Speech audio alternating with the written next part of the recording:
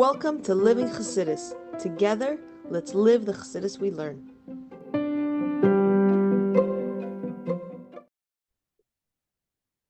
Morning, everybody. Welcome to Chassidus in the morning. 15 minutes to change our lives.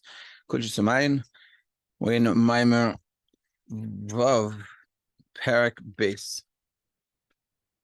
So we're going to just start with giving tzedakah, good old tzedakah, geula, especially in these days. Also, we're going to daven for some of the hostages. I need to update my Baruch Hashem. We need to update this list because people are already starting to come back. It's Hashem. It should continue all the way until everyone comes back alive and well. And then, the army should finish the job and take care of Hamas, so we wouldn't have any more issues. But today we're gonna have in mind specifically Shanav bas Rochel. It's Hashem Shanav Rochel, and all the soldiers, especially Yosef Yitzchak ben Simcha, and everyone should all be safe and strong and healthy and al gud zachen. And today also a special day, Yud Daled Kislev, the Rebbe and Rebbetzin wedding anniversary. Mitzvah Hashem.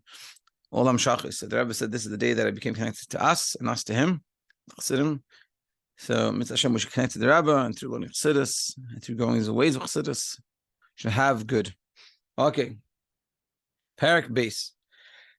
So basically, we said in the last parak that ultimately, even though we said in parak in Maamar Hay that the neshama, that Malchus doesn't want to come down and create the world, and also and simulates the neshama, because before it comes down, there's two reasons we gave. One is because it's coming from its source. The nature of everything is to go back up to its source.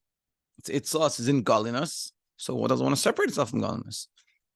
It's like Chassidim departing from the Rebbe.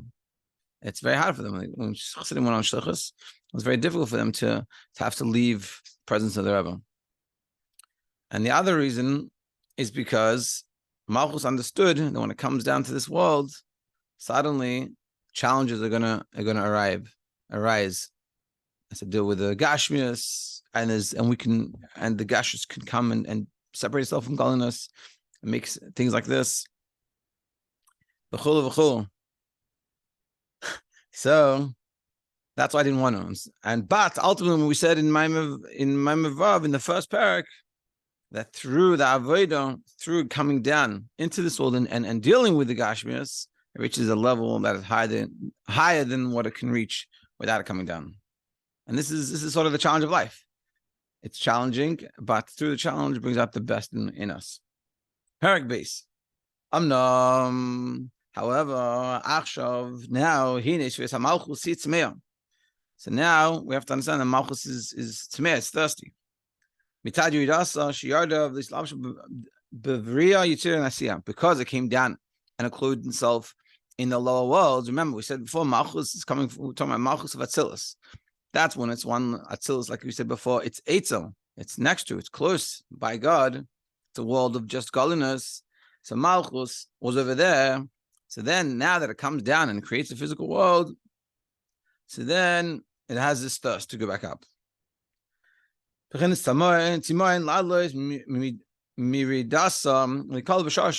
to go up, back from its descent, back to its source. So too with the neshama. Through the neshama being clothed in the body, and the nefesh of Bahamis.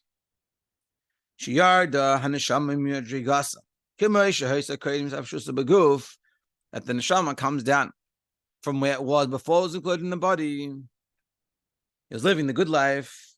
It was the ultimate spirituality. The gash was kalachal. It had no concept, no connection to yeshus, to self-awareness and gashmius, physicality. It was all godliness to live a pristine life. When we call it again, even more so, and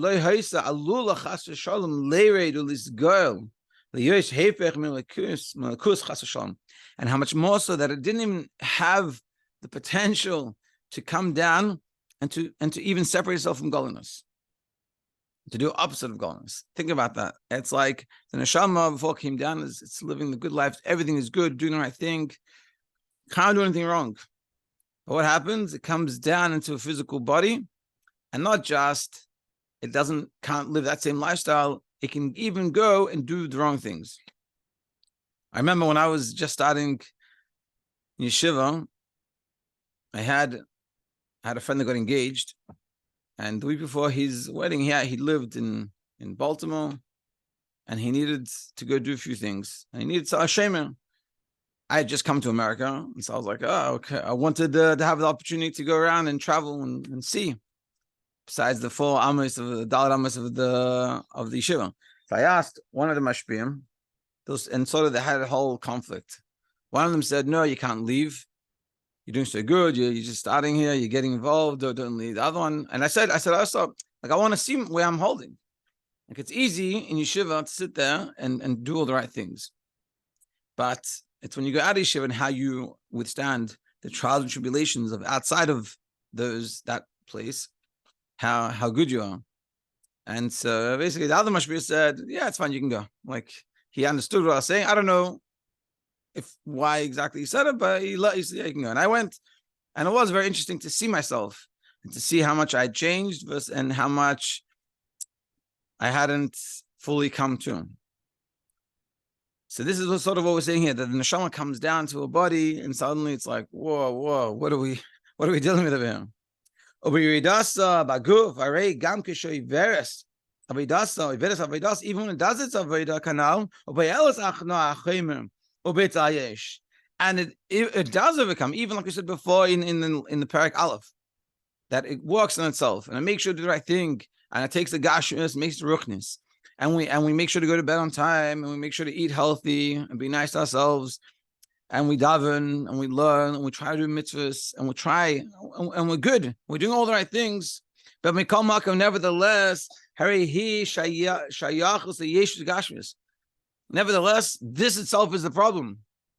The fact that it's connected to these things, the fact that it has to overcome a trial, is foreign for it by itself. Before I came, I didn't have these trials. When I was in the case that I brought it, when I was in yeshiva, I didn't have these tests to go to my friend's house and question, am I going to watch TV or not going to watch TV? It didn't exist. I was in yeshiva, they didn't have a TV. And that's what he's saying, that even though the neshama comes down, even though I'll go and I'll withstand that test, and in our own lives we'll withstand the test, for the neshama, the fact that it's in this test is already a problem. Because the neshama is literally included in animal soul. Before it came down, it wasn't included in any animal soul. There wasn't, you talked to it about gashmias, it didn't understand what you're talking about. And now it's like, what is this thing? Gashmias, what are we doing? Yeshus. Another way of understanding it, it's like when you get married or you live life a little bit and you start to see things and you're like, whoa, the world is a very interesting place. And there's a level of naivety that you have until you live life more and you hear people's stories and you see things and people's experiences and you realize, like, whoa, it's pretty intense. That's what sort of happens to the nefesh elokis. It's a little bit naive up in Shemayim.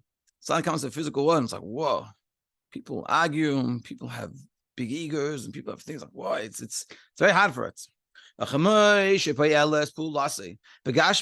just like that, as it does what it's meant to do with the physicality, skill to use its mind in physical things, in physical grasping of ideas, and all this, as good as that is, that it's using its mind to really truly think about godly things and good things, that whole concept didn't exist for the nefesh elokis.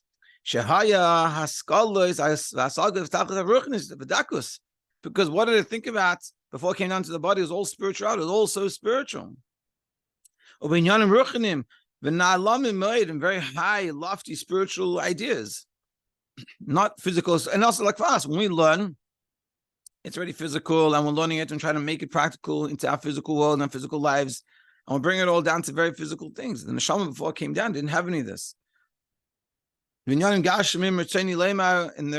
Rashab saying, when I talk about Gash, I mean even like ideas, not physical, like cost, materialistic things, but even just spiritual, like ideas. Just the fact that they're physical, the nefesh al didn't understand this type of stuff. And therefore, when it comes down to a body, it's understanding, the way you can understand is with physical things. Is already physical. So even what he's showing here, that even the ideas that for us is a higher level, and the neshama thinking about good ideas is a high level. For the neshama, that's already a low level. And a grasp physical, intellectual ideas. And that's all because the nefesh Bahamas includes itself in the body and the nefesh Bahamas. And so too, and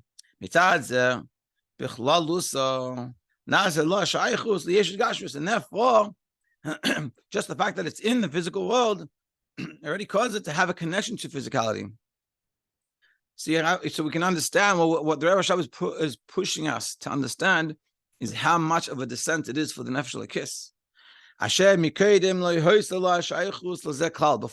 Before it came down, had no connection to this.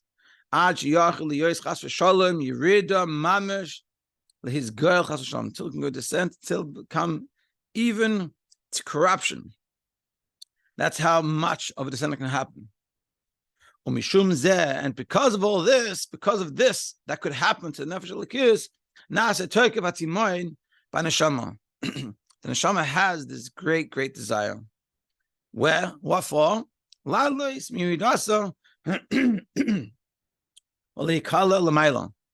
To go out of this descent and go back up above. But now we can understand, we can appreciate what's happening to the nefesh lekis coming down. And even though we're doing good things and everything is good, just it coming down has has this problem.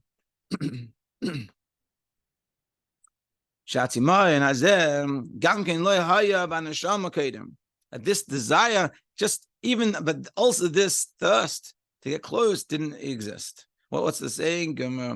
Distance makes the heart grow fonder. It didn't have the distance, it didn't have that desire to come, to get back. But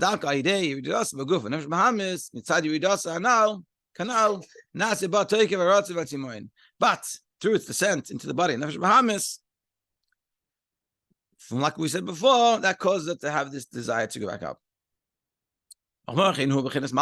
Just like we have with the nefesh lekis, so do we have this concept, same idea with malchus. Through it coming down to the lower three worlds. Again, it wants to go back up to its source. Why? Because it's so foreign for it. This whole world, creation, formation, world of action, physicality, doesn't have any of this. The Rava, Nikra, and this thirst, this sated, Nikra Masharetza Lamalois Taivasai Hagashmis. So now back to what we said about the satiated animal. Actually, you know what? I think we'll keep this for tomorrow. So we'll start off from this new point. Basically, so just to recap what we said, that and this is sort of a Ferengian meditation we should have, is recognizing neshama, what a neshama is, where it comes from, and what's happening to it over here. And the least we can do to it is be nice to it and try to fulfill its desire and not the neshama Bahamas' desire. That's essentially what we're saying. Realizing where the neshama comes from, it came down here. And even when we're doing the good things here, it's already descended and it has a desire to go up. And so how can I redeem the captive, the nefesh lekis, from being enslaved by the body nefesh Bahamas? And so through us doing the right thing, and that's Rochel, another for bringing what does it mean to do the right thing and figuring out what is right, but making sure to try to make the right choices, davening, learning, taking care of ourselves, begashmis, being healthy, speaking to ourselves nicely, having obviously soul for others. Through that, you can really be nice. The nefesh l'kis. Means Hashem, all of us should have an amazing day and be nice.